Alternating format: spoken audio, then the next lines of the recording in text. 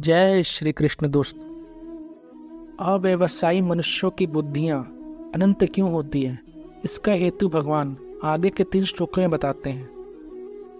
यामी मां पुष्पितां वाचम प्रवदन्त विपश्चितः वेदवादरता पार्थः नान्यदस्तीति वादिनः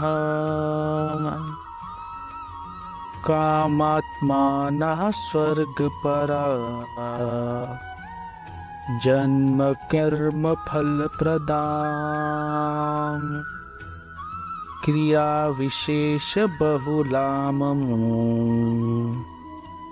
भोगैश्वर्य गतिं प्रति।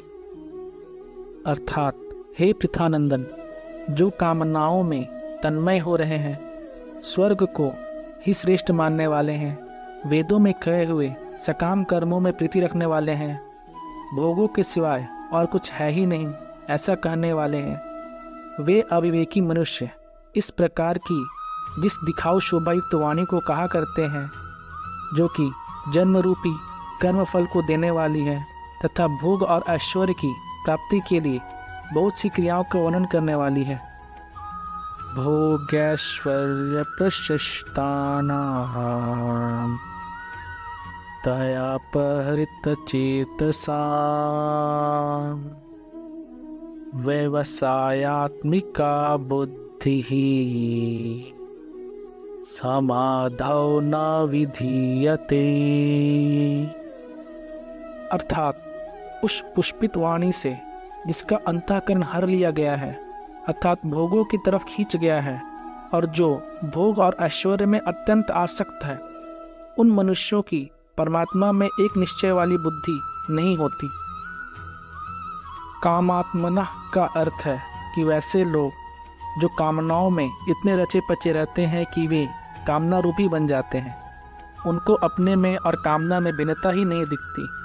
उनका तो यही भाव रहता है कि कामना के बिना आदमी जी नहीं सकता, कामना के बिना कोई भी काम नहीं हो सकता, कामना के बिना आदमी पत्थर की तरह जड़ हो जाता है, उसको चेतना भी नहीं रहती। ऐसे भाव वाले पुरुष के लिए यहाँ कामात्मना पद कहा गया है। स्वयं तो नित्य निरंतर ज्यों का त्यों रहता है, उसमें कभी घट बढ़ नहीं होती, पर कामना आती जाती रहती है और घटती बढ़ती है। स्वयं परमात्मा का अंश है और कामना संसार के अंश को लेकर है। अतः स्वयं और कामना ये दोनों सर्वथा अलग अलग है, परंतु कामना में रचे पचे लोगों को अपने स्वरूप का अलग भान ही नहीं होता। स्वर्ग में बढ़िया से बढ़िया दिव्य भोग मिलते हैं, इसीलिए उनके लक्ष्य में स्वर्ग ही सर्वश्रेष्ठ होता है और वे उसकी प्राप्ति में ही दिन रात लगे रहते हैं। यहाँ स्वर्ग पराह पद से उन मनुष्यों की बात कही गई है जो वेदों में, शास्त्रों में वर्णित स्वर्ग आदि लोकों में आस्था रखने वाले हैं। वे वेदों में कहे गए सकाम कर्मों में प्रीति रखने वाले हैं, अर्थात वेदों का तात्पर्य है वे केवल भोगों में और स्वर्ग की प्राप्ति में ही मानते हैं, इसीलिए वे वेदवादरता है। उनकी मान्यता में यहाँ के और स्वर्ग के भोगों के सिवाय और कुछ है ही नहीं, अर्थात उनकी दृष्टि में भोगों के सिवाय परमात्मा, तत्वज्ञान, मुक्ति, भगवत प्रेम आदि कोई चीज़ है ही नहीं। अतः वे भोगों में ही रचे पचे रहते हैं। भोग भोगना उनका मुख्य लक्ष्य होता है, जिनमें शत अशत, नित्य अनित्य, अविनाशी विनाशी का विवेक नहीं होता।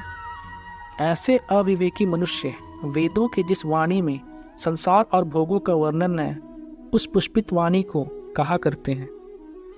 यहाँ पुष्पिताम कहने का तात्पर्य है कि भोग और ऐश्वर्य की प्राप्ति का वर्णन करने वाली वाणी केवल फूल पत्ती ही है, फल नहीं है। तृप्ति फल से ही होती है, फूल पत्ती की शोभा से नहीं। वह वाणी स्थायी फल देने वाली नहीं है। उस वाणी का जो फल स्वर्ग आदि का भोग है, वह केवल देखने में ही सुंदर दिखता है, उसमें स्थायीपना नहीं है। वह पुष्पित वाणी जन्म रूपी कर्मफल को देने वाली है, क्योंकि उसमें सांसारिक भोगों को ही महत्व दिया गया है। उन भोगों का राग ही आगे जन्म होने में कारक है। वह पुष्पित अर्थात दिखाऊ शोभायुक्त वाणी भोग और ऐश्वर्य की प्राप्ति के लिए जिन सकाम अनुष्ठानों का वर्णन करती है उनमें क्रियाओं की बहुलता रहती है, अर्थात उन अनुष्ठानों में अनेक तरह की विधियाँ होती है, अनेक तरह की क्रियाएं करनी पड़ती है, अनेक तरह के पदार्थों की जरूरत पड़ती है एवं शरीर आदि में परिश्रम भी अधिक रहता है। उस पुष्पित वाणी ने जिनके चित्त का अपहरण कर लिया है, अर्थात स्वर्ग में बड़ा भारी सुख है, दिव्य नंदन वन है, अप्सराएं हैं, अमृत है, ऐसी वाणी से जिनका चित्त उन भोगों की तरफ खींच गया है, उनके लिए यहाँ तयापहरित चित्तसाम पद का वर्णन किया गया है। शब्द, स्पर्श, रूप, रस और गंध, ये 5 विषय शरीर का आराम, मान और नाम की बढ़ाई, इनके द्वारा सुख लेने का नाम भोग है। भोगों के लिए पदार्थ, रुपए, पैसे, मकान आदि का जो संग्रह किया जाता है उसका नाम ऐश्वर्य है। इन भोग और ऐश्वर्य में जिनकी आसक्ति है, प्रियता है, खिंचाव है, अर्थात इनमें जिनकी महत्व बुद्धि है, उनके लिए ही यहाँ भोगैश्वर्य प्रसक्त नाम कहा गया है। जो मनुष्य जन्म का असली ध्येय है, जिसके लिए मनुष्य शरीर मिला है, उस परमात्मा को ही प्राप्त करना है, ऐसा व्यवसात्मिका बुद्धि उन लोगों में नहीं होती है। तात्पर्य यह है कि जो भोग भोगे जा चुके हैं, जो भोग भोगे जा सकते हैं, जिन भोगों को सुन रखा है और जो भोग सुने जा सकते हैं, उनके संस्कारों के कारण बुद्धि में जो मलिनता रहती है, उस मलिनता के कारण संसार से सर्वथा विरक्त होकर एक परमात्मा की तरफ चलना ऐसा दृढ़ निश्चय नहीं होता। ऐसे ही संसार की अनेक विद्याओं, कलाओं आदि को जो संग्रह है उसमें मैं विद्वान हूँ, मैं जानकार हूँ, ऐसा जो अभिमानजन्य सुख भोग होता है, उसमें आसक्त मनुष्यों का भी परमात्मा प्राप्ति का एक निश्चय नहीं होता। जय श्री कृष्ण।